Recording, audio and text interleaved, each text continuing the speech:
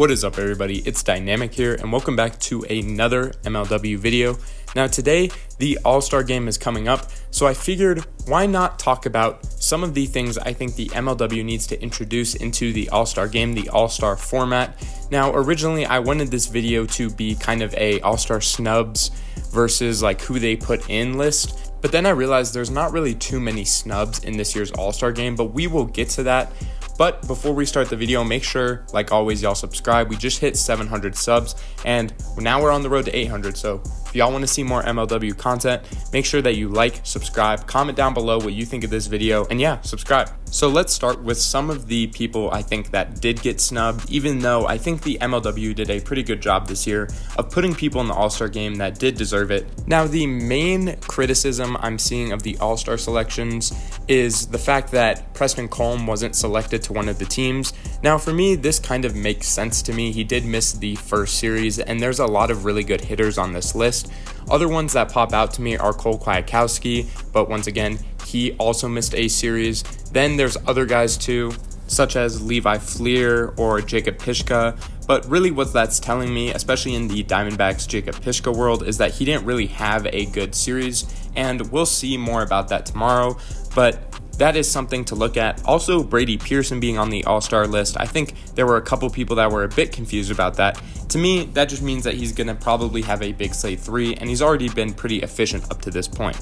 Now, in terms of guys that I think don't deserve to be on the list at all, obviously there are some substitutions like Chris Cheatham for Sullivan 4. In my opinion, Chris Cheatham shouldn't have even been a sub. There's also Trey Flood who's subbing in for Walgate. That makes sense to me. I probably would have selected Trey Flood over Patrick Ballman anyways, but I'm just glad that he was able to make the game because I do think Trey Flood deserved an All-Star bid, especially just how well he's been hitting. Also, his pitching, it's not horrible, it's not amazing, but I think his hitting has been really good this year, so that's good to see as well. Obviously, Sawyer B and Jeremy Adams, they deserve to be in it, and Caden Irwin being the only Cobra is just something that's pretty interesting to me. But this is going to get to kind of like my first point in this video, and we'll talk about it more here in a second. But in my opinion, there are just too many All-Star selections for the league of MLW size. It just doesn't really make any sense. So let's talk about that. Now, the amount of selections. Obviously, for me, this is something that I see they could improve, but other fans kind of have different ideals on this matter. In my opinion, though, teams just should not be having 7 players on their team. That is 14 players, usually with a couple subs. This year, you're taking 16 players total. That is about 30% of the league that actually plays, and about 25% of the league of players who are rostered. So to me, that's just too much. You don't want your top 30% playing the All-Star game. You want like your top 15, maybe 20% playing in the game. So what could you do to fix this?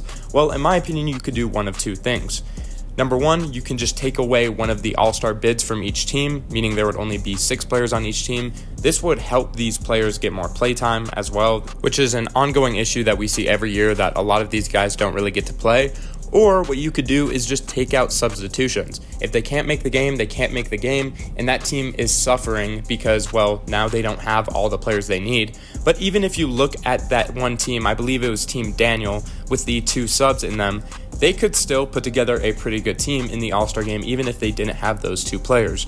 So for me, that's just something that I think could improve because, well, it's not easy to make an All-Star in MLW. There are a couple players who have made it to an All-Star game that I don't really think fully deserved it just because of how many selections there were per team. Another change that I would consider making, which I believe is important to talk about, is just moving the date of the All-Star game. I made a post on this on Reddit where a couple of MLW fans voiced their opinion, and I think most of them agreed with me on this, that the MLW All-Star game in the middle of the season just doesn't really make any sense for MLW.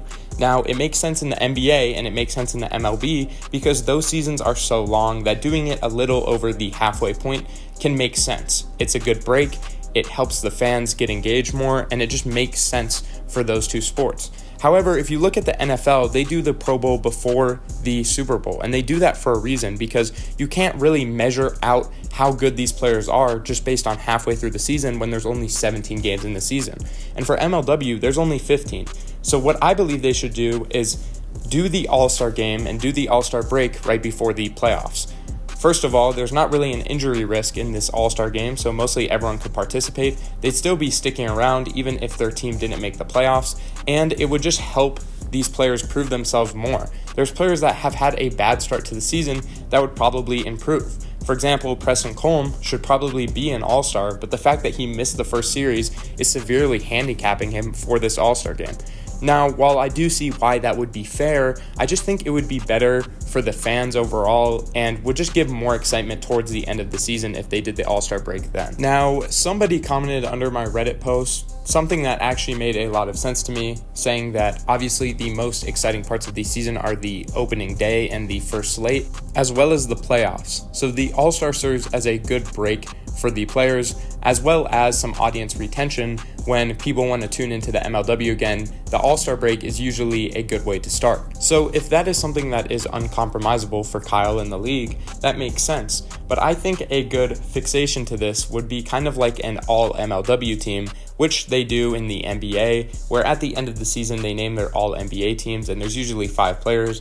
That would just be something nice to refer to think of these players like, well, he has 4 all MLW selections, because in my opinion, your end of season performance is way better than just making the All-Star game in MLW. At the end of the day, it is just an idea, and who am I to say I don't run MLW, but it's just something to think about as we go forward into this league. But make sure you guys like the video, comment what you think of these All-Star teams this year, comment who you think is going to win. Personally, I think Team Ryan is going to win, just because obviously he has Ryan Cratch, Jordan Robles, those are like the 2 MVP guys, but we never know. So let me know what you guys think down below. Make sure y'all subscribe, and peace out.